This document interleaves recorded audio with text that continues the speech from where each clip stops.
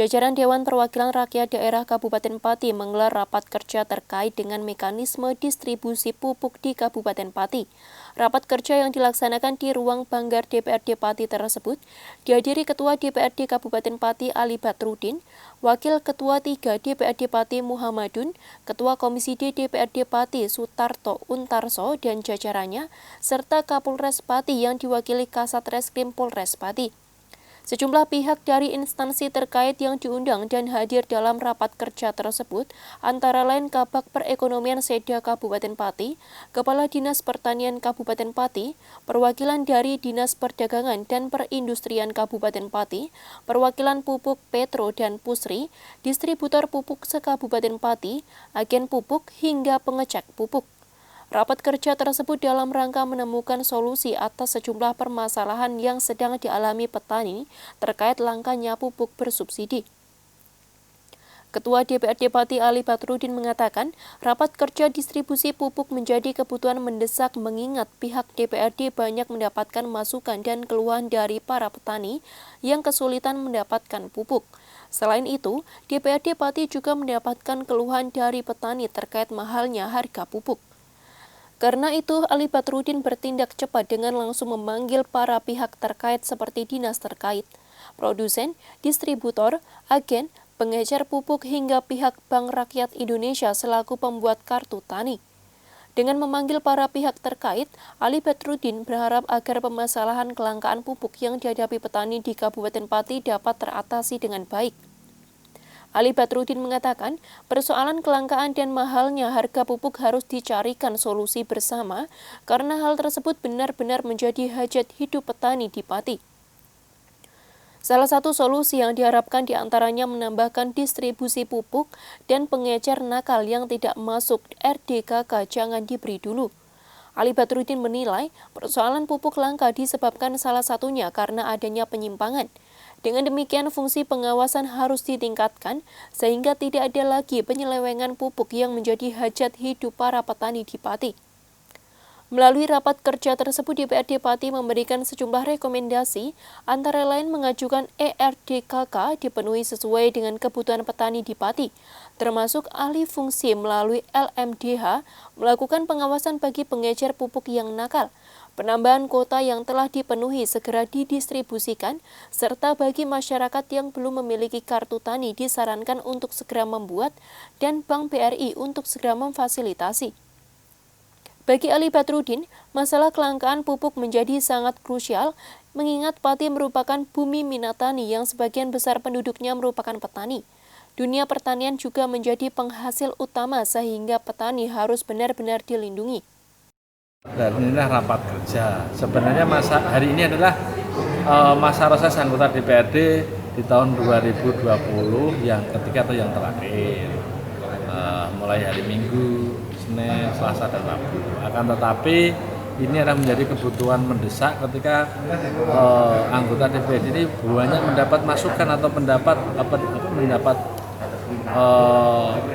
masukan dari teman-teman petani, para petani yang mana terjadi kelangkaan pupuk dan harga pupuk mahal.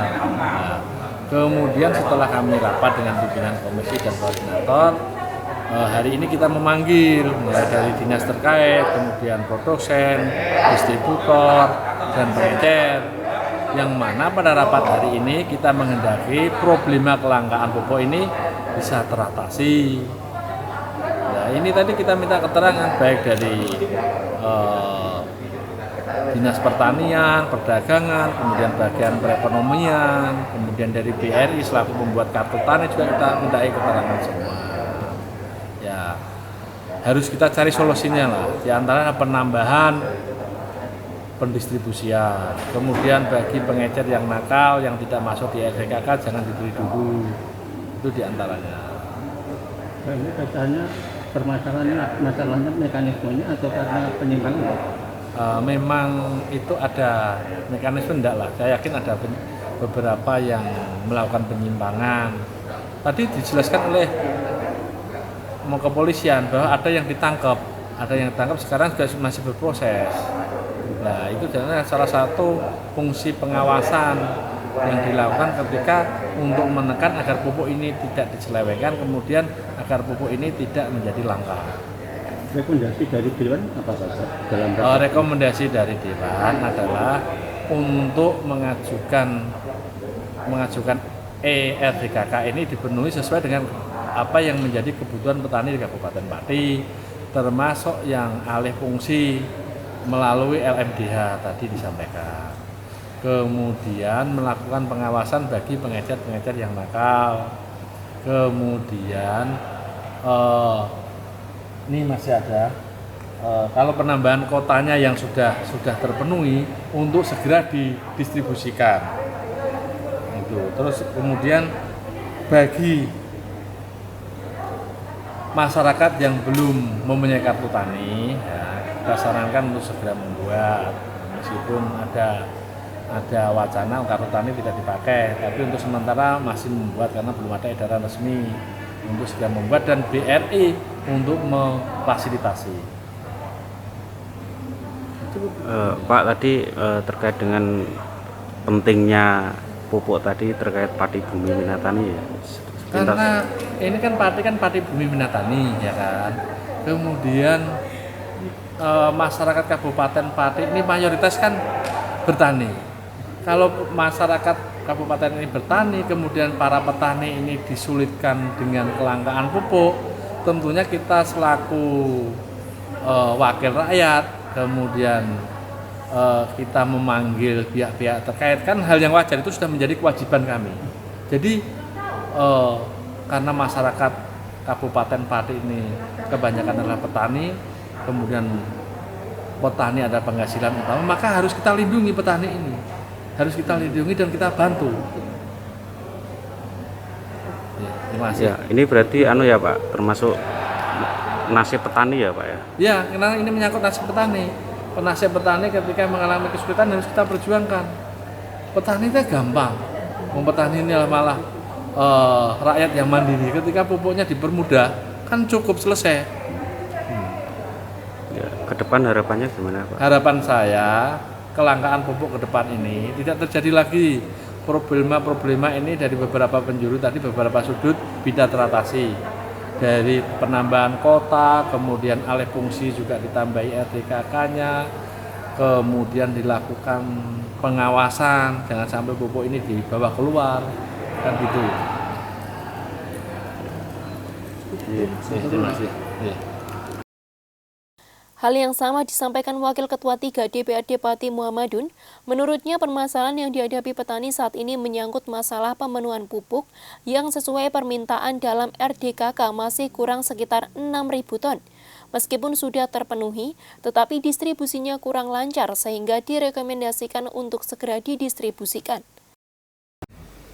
Rapat hari ini kan sebetulnya menindaklanjuti dari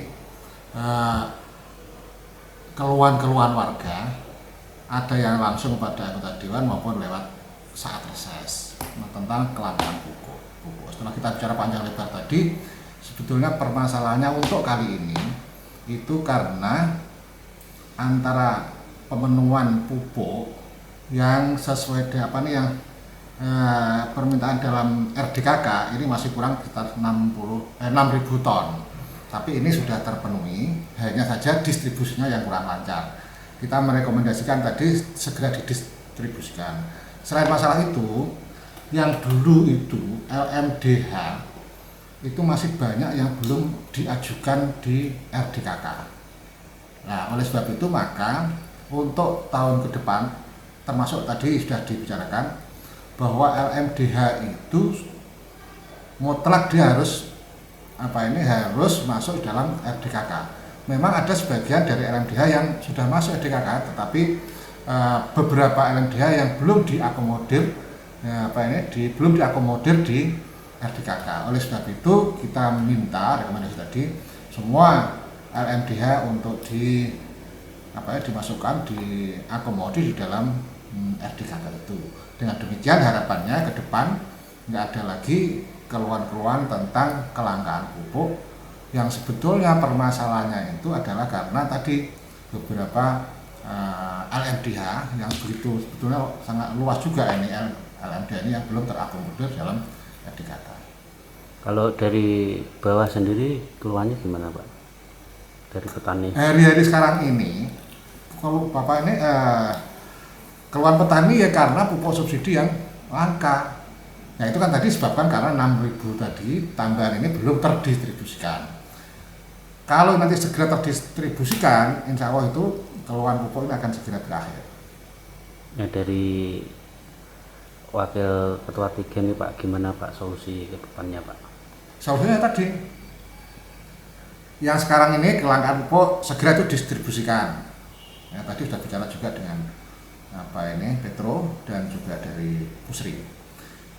Yang pertama, yang kedua untuk ke depan ini setelah nanti LMDH terakomodir semua dalam RDKK, insya Allah keluhan-keluhan yang semacam ini seharusnya tidak terjadi lagi.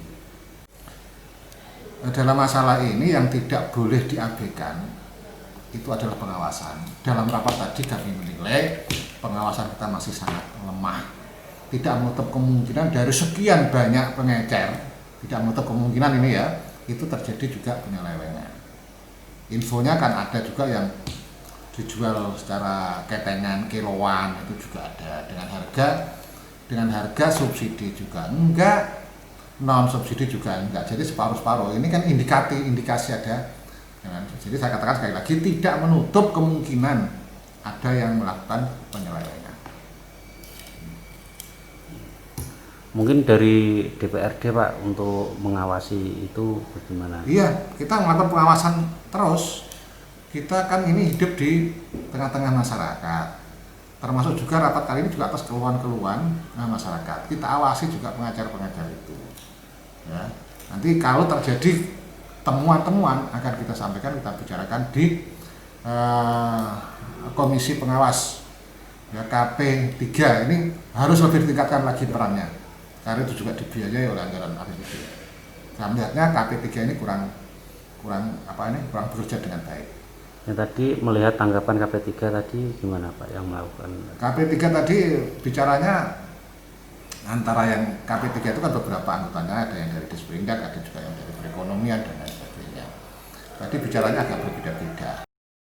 Sementara itu, Kepala Dinas Pertanian Kabupaten Pati Muhtar Effendi yang hadir dalam rapat kerja tersebut mengatakan, rapat kerja bersama DPRD Pati dalam rangka mencari solusi bersama.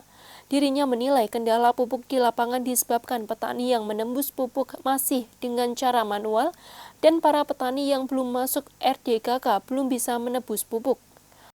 Ya, ini kan mencari suatu solusi lah ya. Meskipun kemarin ada alokasi tambahan, khususnya urea 6.800 ton itu, ini kan dibanding dengan alokasi 2019 kan masih kelebihan 500 ton lah.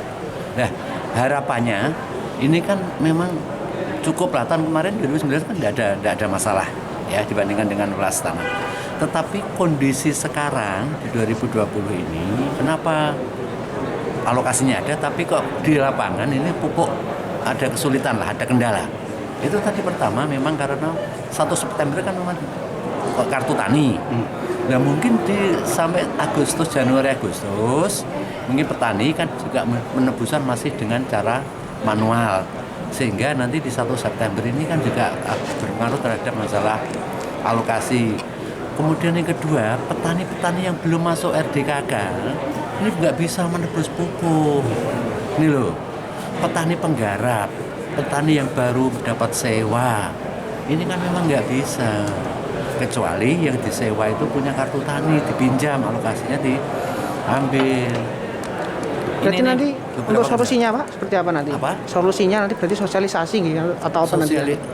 Solusinya lah ya, ini kalau memang kebutuhannya kecil, ya, ini kan memang dengan pupuk non subsidi, ya, ini kan juga kecil. Kemudian yang kedua, kita yang belum terdaftar di RDKK, teman-teman penyuluh ini memang memacu, mendorong petani itu mendaftarkan di BPP, masuk di dalam RDKK, kemudian diupload ya ke dalam RDKK.